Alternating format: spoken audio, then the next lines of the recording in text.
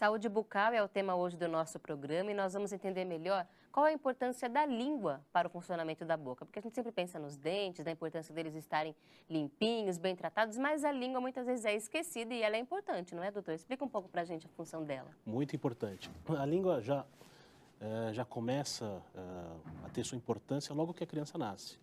No ato de sucção do seio da mãe, na amamentação, ela já exerce um papel fundamental para o desenvolvimento da mandíbula da criança. Toda criança nasce com um retrognatismo, uma mandíbula um pouquinho retruída para facilitar a passagem durante o parto. Então, esse hábito de sucção durante a amamentação, se a língua não está na posição correta, ela já não vai desenvolver a mandíbula de forma correta. Então, essa logo que nasce já tem essa função principal. Depois você tem a função, quando os dentes estão nascendo, da língua, ela já vai estimulando o desenvolvimento, a expansão desses dentes, para eles se posicionarem de uma forma mais adequada no arco dentário. Tá? E depois tem a função durante a mastigação. Ela ajuda durante o processo do bolo alimentar, quando você está mastigando, deslocar o alimento de um lado para um outro. Então, assim, a língua tem a sua função primordial dentro de todo esse sistema mastigatório. Para ajudar a manter, inclusive, o equilíbrio da boca, né? Equilíbrio da boca. O posicionamento dos dentes, Além a facilitar. Exatamente, além de você, todo o paladar que ela é responsável, né? As outras atribuições que a língua recebe. Exatamente. A saliva, que também tem o seu papel, muitas vezes não é pensada dessa forma, da importância dela para a saúde. A saliva também. Por quê? Primeiro, ela é um lubrificante natural, né? Então, ela ajuda durante todo o processo mastigatório, além das enzimas que ela contém, que vão ajudar, já vão iniciar o processo digestório na boca, tá? Então, ela tem um processo de lubrificação natural também, que também vai ajudar durante todo esse início de digestão do alimento, né? E ela também ajuda a controlar o pH da boca, né? Então, a saliva ela tem a capacidade de neutralizar, durante o processo de mastigação, quando você come qualquer tipo de alimento, você vai ter o pH da boca acaba ficando mais ácido, o que é normal para você conseguir digerir o alimento. E a saliva ela tem a capacidade tampão, a capacidade de neutralizar esse pH, porque o pH, qual é o problema do pH ácido? Ela ajuda na alimentação, mas ele também, se você mantém o pH ácido durante muito tempo, ele começa a desmineralizar os dentes e você tem o início de uma cárie. Então, a saliva tem essa capacidade tampão de neutralizar o pH da boca e aí sim proteger os dentes e evitar o processo de cárie, né? E essa relação da saliva com a proteção dos dentes é que é um dos grandes alertas com relação a dormir sem escovar os dentes, né? Porque à noite a saliva diminui. Durante o sono, você tem uma diminuição do fluxo salivar. É por isso que todo mundo fala que a escovação noturna é a mais importante, né? Porque quando você vai dormir, você vai ter essa diminuição do fluxo, a saliva não vai estar te ajudando tanto assim, tá? Então, essa escovação noturna é a principal. E aí, penso, a saliva não está ajudando, ainda dorme com uma sujeirinha lá no dente, aí a combinação não vai dar certo. E é por isso, então, que essa é uma orientação importante. A escovação noturna é fundamental e é importante realmente que a gente gaste um tempinho com essa escovação. Tem que gastar um tempinho, no mínimo nessa escovação, né? O ideal é a gente escovar sempre após as refeições, sim, isso é o ideal, né? Mas às vezes corre do dia a dia, a pessoa não consegue, então pelo menos à noite perde um tempo maior, faz uma escovação legal, fio dental, escovação, enxaguatório, e aí você dorme mais tranquilo. E aí o primeiro problema que a gente quer evitar é a cárie. O doutor falou sobre o fato do pH ácido ser ruim, porque ele tira um pouco dessa proteção do dente. E pesquisas mostram que até 88% da população mundial, cerca de 5 bilhões de pessoas, tenham cárie, estejam com ela ou ainda vão ter de novo, porque é difícil alguém que não tenha tido uma cárie pelo menos uma vez na vida. Doutor, essa é uma questão de saúde pública mesmo? É uma doença, inclusive, a cárie, né? A cárie é uma doença, é uma questão de saúde pública. No Brasil, os nossos índices estão diminuindo. Se você pegar um índice de 10 anos atrás, a gente teve uma diminuição em torno de 25%. Isso por políticas públicas, água fluoretada, né? Mas no Brasil a gente ainda tem um problema, porque o número de dentistas no Brasil é suficiente, mas o problema é que está concentrado na região sul e sudeste. A maior parte dos profissionais estão aqui na região sul e sudeste.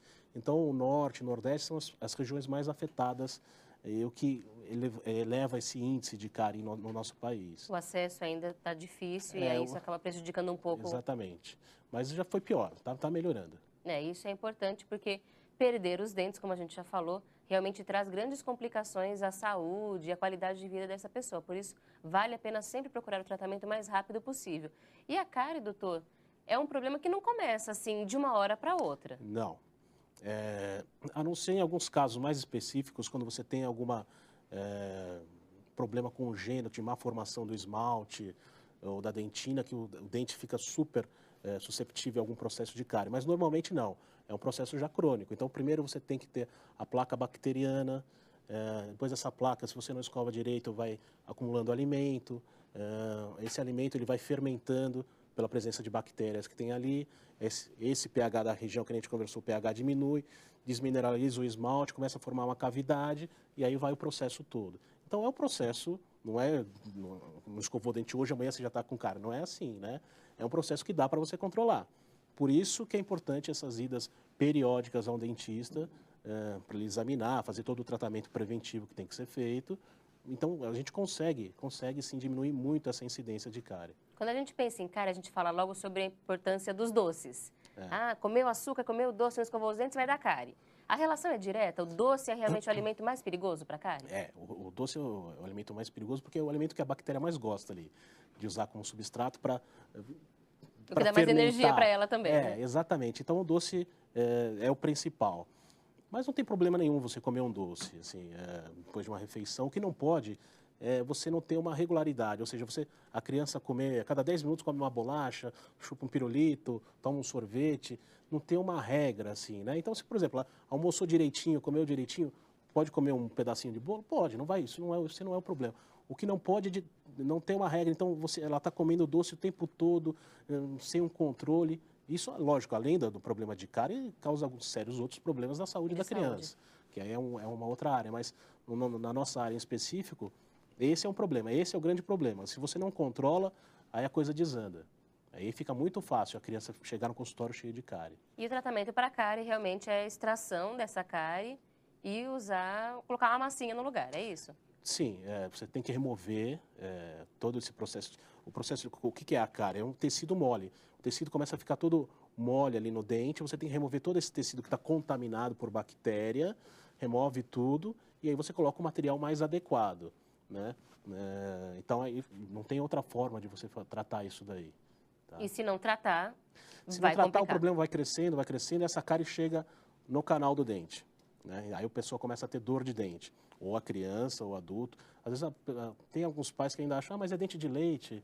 Não tem problema. Não tem problema nenhum. Dente de leite dói do mesmo jeito, a criança vai ter dor do mesmo jeito, vai ter uma destruição desse dente de leite. E aí qual é o outro grande problema da cárie no dente de leite? Se não tratar, a cárie come, você diminui a estrutura do dente, o tamanho do dente. Já comeu parte do dente. Isso vai prejudicar o dente permanente que vai nascer, porque você não vai ter o espaço correto para esse dente permanente crescer. Vai faltar espaço, porque a cárie comeu o dente de leite. Então você já começa a ter problemas ortodônticos. Então você começa a ter além do que, se chega no dente de leite, chega essa cárie, chega no canal, você vai ter uma infecção. Se essa infecção contaminar o dente permanente, seu dente permanente já começa a nascer defeituoso. Então pode nascer com mancha, pode nascer com um formato irregular.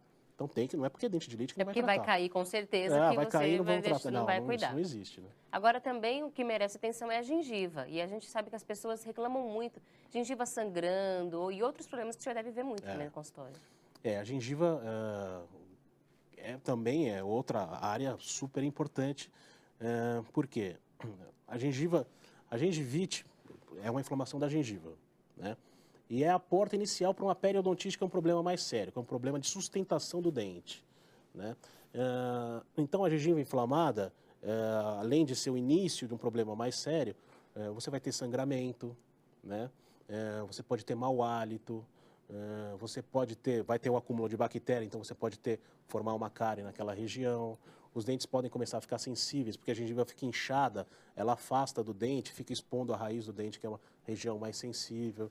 Então, a gengivite é outro problema que é comum, mas que também é simples de ser tratado. Então, se você pega a gengivite logo no começo, você resolve o problema e o paciente não vai evoluir para algo mais sério. Né? Quais são os sintomas para pegar, então, logo no começo, a pessoa descobrir Sangramento logo que é talvez seja o mais comum. A pessoa reclamar, eu passo fio dental, sangra, eu escovo, sangra, ou às vezes eu acordo, parece que tem um gostinho de sangue na boca.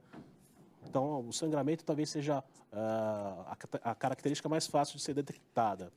E o outro é o vermelhidão. Se você vê que a sua gengiva está muito vermelha, principalmente no contorno dos dentes, com certeza é uma gengivite que já está instalada ali.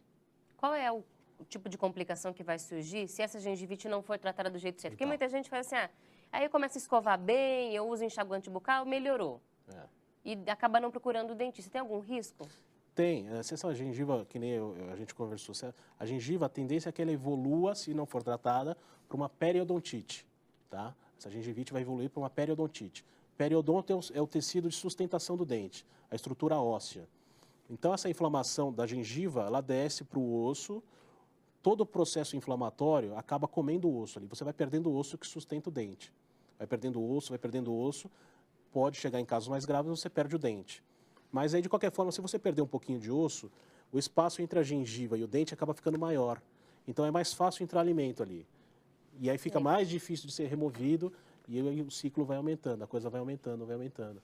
Tá? Então, assim, se você tratar logo no início, resolve tudo isso. E aí o tratamento, o especialista que deve passar o melhor tratamento, pode ser um tratamento simples mesmo, com um produto que você encontra na farmácia, fácil de achar? No início, sim. Se você for uma gengivite, vai ser fácil.